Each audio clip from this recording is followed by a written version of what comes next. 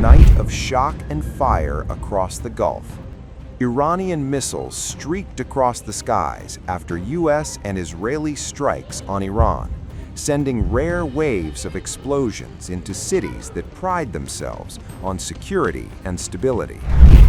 In the UAE, blasts were reported in Dubai. Debris rained down near strategic infrastructure, and air defenses roared into action. In Abu Dhabi, tragedy struck. Regional tensions that once seemed distant have now reached the heart of the Gulf's commercial hubs. This is no longer shadow conflict, it is confrontation in the open. The first confirmed casualty in the UAE came from Abu Dhabi. Officials said one person was killed in an incident at Zayed International Airport. Airspace security across the region has been tightened as missile activity and interceptions continue. The airport, a major international gateway, became part of a wider emergency response as tensions surged. In Dubai, flames rose from Jebel Ali Port after shrapnel from an aerial interception ignited parts of the site. The Dubai media office said civil defense crews were working to fully contain and extinguish the fire. There were no immediate reports of injuries from the port blaze. Authorities emphasized that outdated videos from a 2021 fire at the same port were being recirculated online and warned that such footage could spread misinformation. Jebel Ali Port lies just south of Palm Jumeirah, where witnesses earlier reported hearing a powerful explosion and seeing smoke rising into the skyline. The incidents in the UAE followed Iranian missile launches toward multiple Gulf cities after US and Israeli strikes on Iranian territory. Explosions were reported in several locations, shaking buildings and sending residents rushing for cover. Air defense systems activated across the region, intercepting incoming projectiles mid-flight. While many threats were neutralized, falling debris and shrapnel created secondary hazards on the ground. For Gulf states long seen as insulated from direct confrontation, the strikes marked a rare and alarming escalation. Commercial ports, airports, and iconic urban developments have now entered the conflict's perimeter.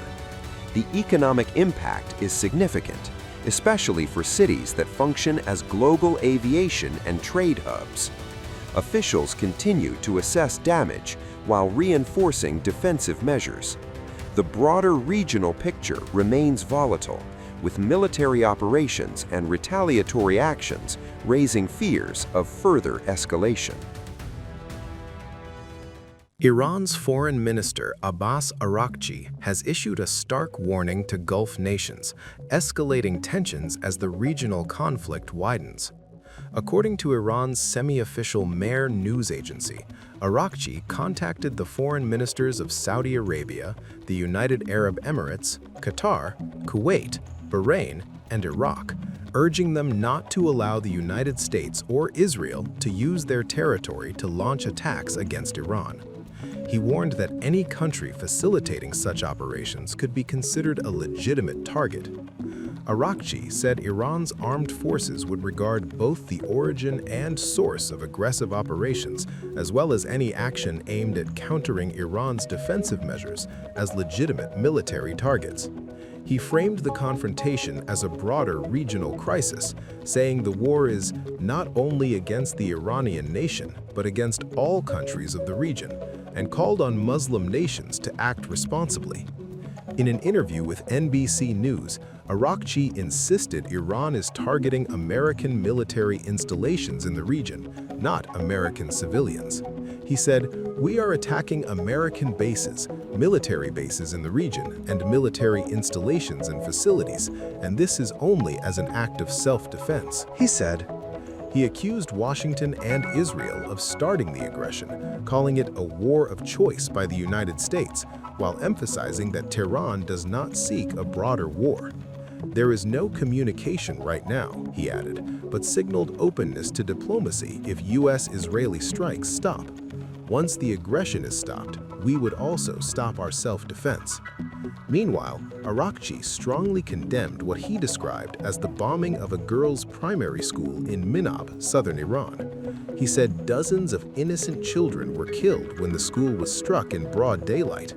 Iranian outlets reported more than 50 fatalities, though the Israeli military said it was reviewing the reports. Independent confirmation of the death toll has not yet been established. The crisis now threatens to draw in multiple regional actors as calls for de-escalation grow louder. Given what happened last January and the thousands, if not tens of thousands of people were gunned down on Iranian streets, I don't think it's very strange to see that many Iranians or some Iranians actually being happy seeing that regime forces are being targeted. But as we know, no war is clean, and there will be inevitably civilian casualties, and that might change the general mood as well as the war progresses. Regime change do not take place, cannot be done from the air. I mean, I can see 2 or 3 scenarios. One is that United States might have actually contacted elements within the regime who are prepared to make a deal, but not so long as Supreme Leader Khamenei is alive.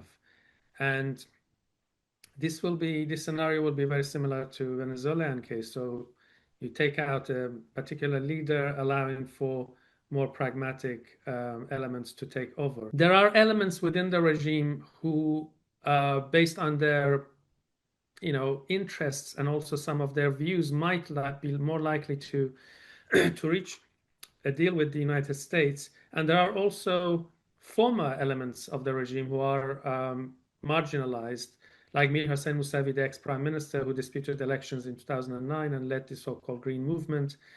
Even Hassan Rouhani, who signed the nuclear deal.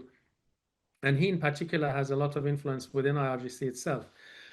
So under what circumstances these kind of people can come to the front and be interlocutors for US, we don't know. Another scenario is that, well, US-Israel basically want to degrade Iranian leadership and its military and security forces to the extent they can, and simply hope for people to take over state institutions, which actually during the last January protests, for the first time, there were reports of people trying to storm police stations and IRGC paramilitary Basij bases in certain neighborhoods.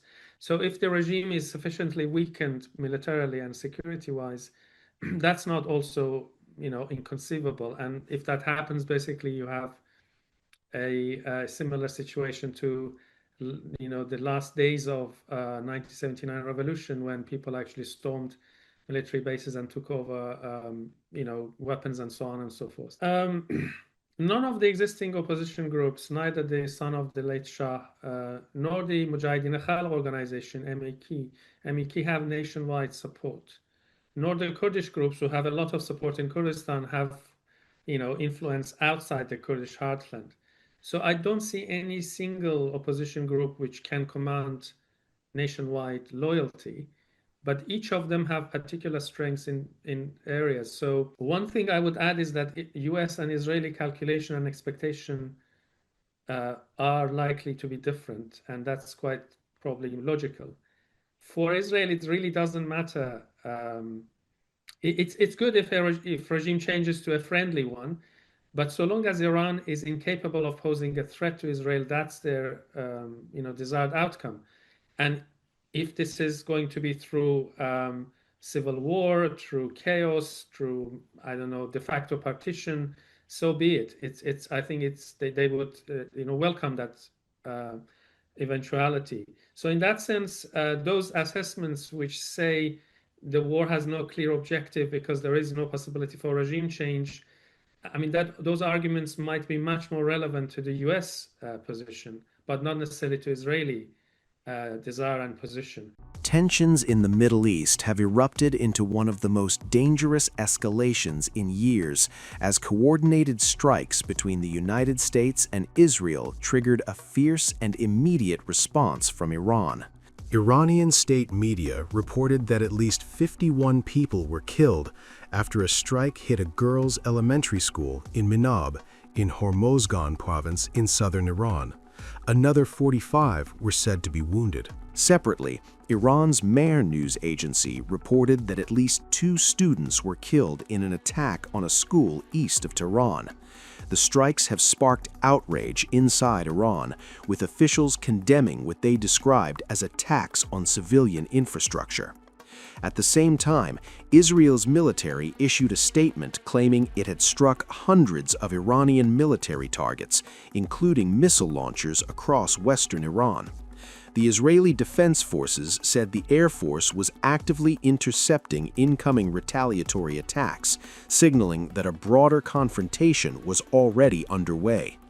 Iran responded within hours. Explosions were heard across northern Israel as air defense systems were deployed to intercept incoming Iranian missiles. There were no immediate reports of casualties, but the barrage marked a dramatic expansion of the conflict. Iran's Fars news agency also claimed Tehran launched strikes on U.S. military installations across the Gulf, naming Al Udeid base in Qatar and the U.S. Navy's 5th Fleet headquarters in Bahrain as targets. Blasts were reported in several Gulf states hosting American forces, including Qatar, Kuwait, the UAE, and Bahrain. Domestically, Israel moved swiftly into emergency footing. Public gatherings were banned, schools and workplaces were shut, hospital patients were transferred underground, and Defense Minister Israel Katz declared a nationwide state of emergency. Meanwhile, the Iranian army announced it had launched dozens of attack drones toward Israel in what it called its first extensive drone offensive operation. Though many such drones have historically been intercepted, the message was unmistakable. The confrontation is escalating, and the region is bracing for what comes next.